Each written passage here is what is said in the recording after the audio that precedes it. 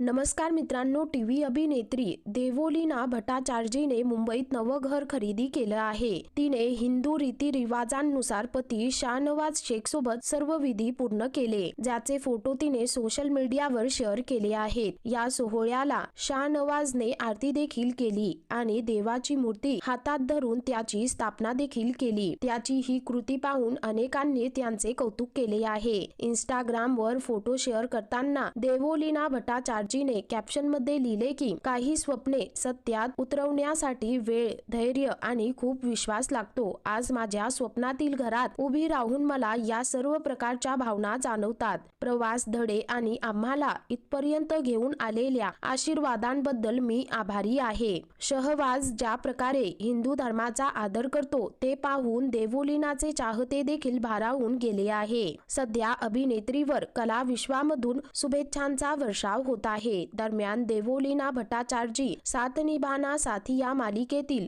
गोपी बहू म्हणून घराघरात लोकप्रिय आहे. 14 डिसेंबर 2022 रोजी तिने जिम ट्रेनर शहनवाज शेख यांच्याशी कोर्ट मॅरेज केले आणि 2 वर्षांनंतर 18 डिसेंबर 2024 रोजी ती पहिल्या मुलाची आई झाली. सध्या या जोडप्यावर कला विश्वामधून शुभेच्छांचा आणि अभिनंदनाचा वर्षाव होत आहे.